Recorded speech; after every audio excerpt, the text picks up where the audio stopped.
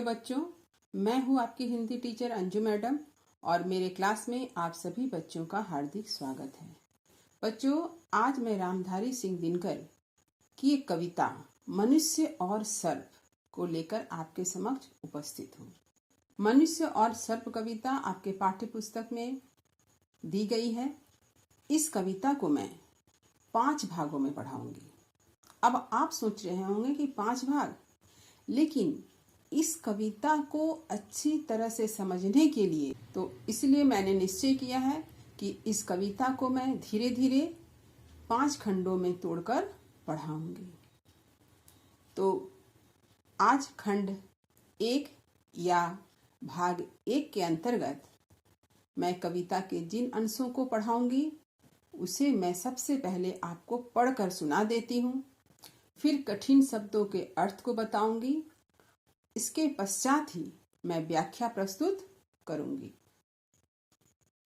चल रहा महाभारत का रण, जल रहा धरित्री का सुहाग, फटकुरु क्षेत्र में खेल रही नर के भीतर की कुटिल आग। बाजियों गजों की लोथों में गिर रहे मनुज के छिन्न अंग, बह रहा चतुष्पद और द्विपद का रुधिर मिश्र हो एक संग। गतवर गैरे सुघर भुधर से लिए रक्त रंजित शरीर, थे जूझ रहे कौन्तेय कर्ण, क्षण क्षण करते गर्जन गंभीर। दोनों रणकुशल धनुर्धर नर, दोनों समबल दोनों समर्थ, दोनों पर दोनों की अमोघ थी, विशिख वृष्टि हो रही व्यर्थ। तो खंड 1 के अंतर्गत यानी भाग 1 के अंतर्गत मैं इस कविता की 8 पंक्ति को पढ़ा रही हूँ। तो इस 8 पंक्ति में जो कठिन शब्द आए हैं उस कठिन शब्द के अर्थ को मैं आपको सबसे पहले बतला देती हूँ। कठिन शब्दों के अर्थ: रण यानी युद्ध, धरित्री यानी धरती, कुटिल यानी दुष्टता, कपट से भरा हुआ। कुटिल का अर्थ हुआ कपट से भरा हुआ, जिसको कुटिलता भी कहते हैं। बाजियों घोड़ों, गजों यानी हाथियों, यानी बाजी का अर्थ होता है घोड़ा, गज का अर्थ होता है हाथी। लोथों यानी मांस के टुकड़े। मनुज यानी मनुष्य। छिन्न यानी कटे हुए। अंग यानी शरीर। चतुष्पद यानी 4 पैरों वाला। द्विपद यानी 2 पैरों वाला। तो 4 पैर वाला क्या होते हैं? पशु होते हैं। और द्विपद 2 पैर वाला कौन होते हैं? मनुष्य होते हैं। रुधिर यानी रक्त। मिश्र यानी मिलना। गत्वर माने तीव्र गति से, तेज गति से चलने वाला। गैरय यानी गेरुआ रंग। सुघर यानी सुंदर। भूधर यानी पर्वत। रक्त रंजित यानी खून से सना हुआ, शरीर जो है रक्त से सना हुआ है। जूझ माने लड़ना। कौन्तेय यानी कुंती का पुत्र कौन? अर्जुन। क्षण क्षण यानी पल पल। गंभीर यानी तेज, जोर।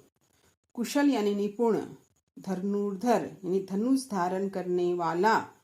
सम यानी बराबर। अमोघ मतलब अचूक, जैसे कहते हैं ना किसी का निशाना जो है चूकता नहीं है, वही अचूक। विशिख यानी अग्नि। वृष्टि यानी वर्षा। तो ये हैं कठिन शब्दों के अर्थ। आप अपनी कॉपी में धीरे धीरे इस वीडियो को देखते हुए सारे शब्दों के अर्थ को अवश्य लिख लें, क्योंकि अगर आपको शब्द का अर्थ मालूम ही नहीं होगा तो आप पंक्ति की व्याख्या कैसे करेंगे? आपको पंक्ति की व्याख्या भी समझ में नहीं आएगी। तो कठिन शब्दों के अर्थ को जानना अत्यंत आवश्यक है, क्योंकि ये शब्द सिर्फ इस कविता के ही नहीं है। आप कभी भी कुछ भी लिखते हुए इन शब्दों का प्रयोग अच्छी तरह से कर सकें, इसके लिए कठिन शब्दों के अर्थ को जान लेना, आपको याद कर लेना अत्यंत जरूरी है। तो आप कठिन शब्दों के अर्थ को कॉपी में लिखें और उसे याद भी अवश्य कर लें। अब पंक्ति का अर्थ समझाते हुए मैं इसकी व्याख्या कर रही हूं। तो कवि रामधारी सिंह दिनकर ने यहाँ पर महाभारत के युद्ध का वर्णन किया है। हम सभी जानते हैं कि महाभारत का युद्ध कौरव और पांडव के बीच हुआ था। यह युद्ध धर्म और अधर्म, सत्य और असत्य की लड़ाई थी। तो महाभारत के युद्ध के समय कुरुक्षेत्र के मैदान का कैसा दृश्य था, उसका वर्णन प्रस्तुत करते हुए कवि क्या लिखते हैं। चल रहा महाभारत का रण यानी युद्ध, कि महाभारत का युद्ध चल रहा है। और यह युद्ध कहाँ चल रहा है? कुरुक्षेत्र के मैदान में। जल रहा धरित्री का सुहाग, और धरित्री यानी धरती, धरती का सुहाग जो है जल रहा है। तो धरती का सुहाग जल रहा है, इसका मतलब क्या है कि धरती रक्त से लाल हो गई है। महाभारत के युद्ध में इतने नरसंहार हुए हैं कि धरती जो है वो रक्त से लाल हो चुकी है। फट कुरुक्षेत्र में खेल रही नर के भीतर की कुटिल आग। और नर यानी मनुष्य, मनुष्य के भीतर जो कुटिलता, दुष्टता की आग है, भावना है। आग मतलब भावना, कुटिलता की जो भावना है वो फट कुरुक्षेत्र में खिली। फट रही है मतलब निकल रही है, व्यक्त हो रही है। कहाँ? कुरुक्षेत्र के मैदान में। खेल यानी युद्ध के रूप में, यानी कुरुक्षेत्र के मैदान में महाभारत का युद्ध चल रहा है। धरती रक्त से लाल हो चुकी है और इस युद्ध के मैदान में मनुष्य के हृदय की जो कुटिलता है वह व्यक्त हो रही है। बाजियों गजों की लोथों में गिर रहे मनुज के छिन्न अंग।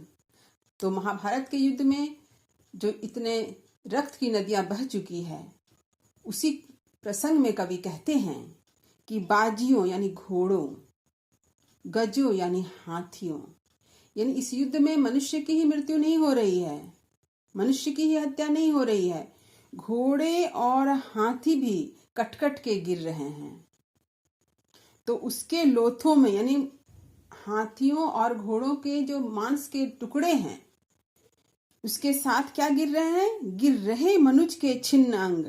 मनुष्य के, मनुज मतलब मनुष्य, छिन्न मने कटा हुआ, मनुष्य के कटे हुए अंग यानी शरीर का हिस्सा भी कटकर गिर रहा है। यानी जानवरों का शरीर तो कटकर गिर ही रहा है तलवार की धार से, मनुष्य के शरीर भी कट-कट कर उन्हीं जानवरों के शरीर के साथ गिर रहा है, उसी मांस के टुकड़े पर ही गिर रहा है। बह रहा चतुष्पद और द्विपद का रुधिर मिश्र हो एक संग।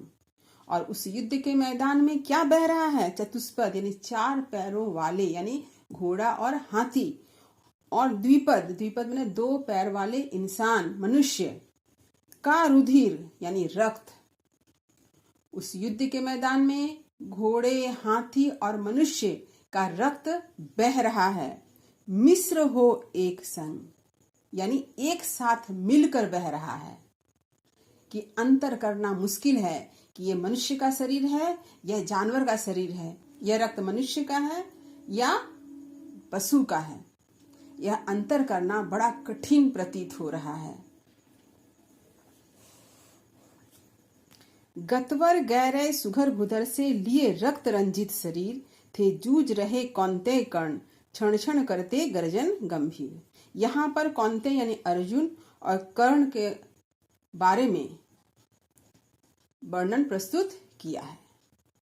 तो दोनों कैसे हैं? गतवर हैं, यानी बड़ी तेज गति से वार करते हैं, दोनों ही प्रचंड तेज हैं। गैरे, गैरे यानी उन्होंने गेरुआ वस्त्र धारण किया है। सुघर मतलब सुंदर हैं। भूधर से पर्वत के समान विशाल है देखने में। लिए रक्त रंजित शरीर, और उनके शरीर जो है रक्त से सने हुए हैं।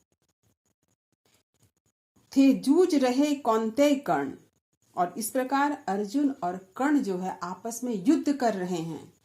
क्षण क्षण करते गर्जन गंभीर, वे बीच बीच में बड़ी प्रचंड रूप से गर्जन करते हैं, चित्कार करते हैं।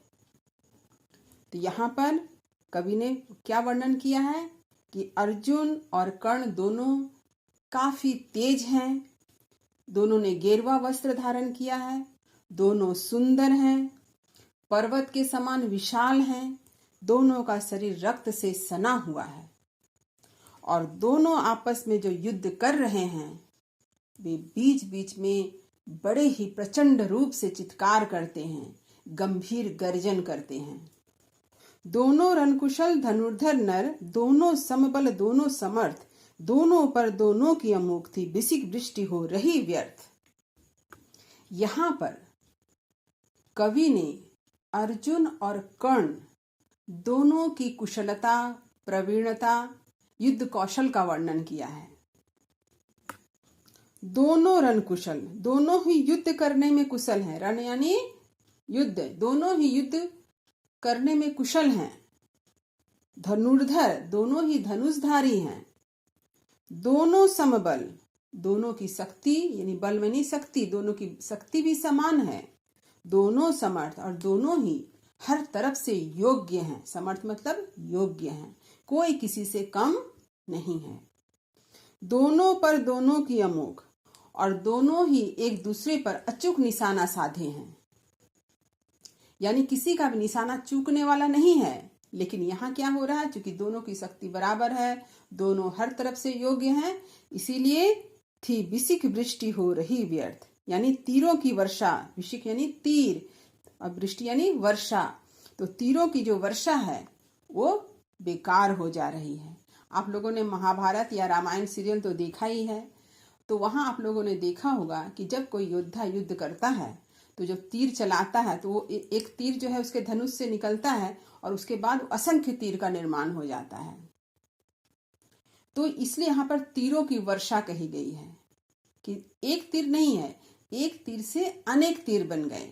इस तरह कर्ण भी तीर चला रहा है और अर्जुन भी तीर चला रहे हैं, तो दोनों के द्वारा चलाए गए जो तीरों की वर्षा हो रही है वो व्यर्थ हो जा रही है, क्योंकि आपस में टकराकर नष्ट हो जा रही है। क्योंकि दोनों में समान योग्यता है, दोनों में समान बल है, कोई किसी से कम नहीं है। प्रथम 4 पंक्ति में रामधारी सिंह दिनकर ने महाभारत के युद्ध के मैदान का वर्णन किया है और अंतिम 4 पंक्ति में अर्जुन और कर्ण के बारे में बतलाया है।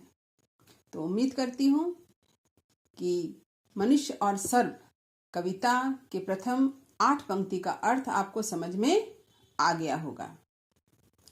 तो इस वीडियो को अपने सभी मित्रों में शेयर अवश्य करें, साथ ही साथ इसे लाइक भी करें। जो बच्चे चैनल पर नए हैं चैनल को सब्सक्राइब अवश्य करें। तो अगले वीडियो में मनुष्य और सर्प के अगले 8 पंक्तियों के अर्थ के साथ आपके सामने मैं पुनः उपस्थित रहूंगी। तब तक पढ़ते रहिए, जीवन में आगे बढ़ते रहिए। मेरी शुभकामनाएं आप सभी बच्चों के साथ है। धन्यवाद।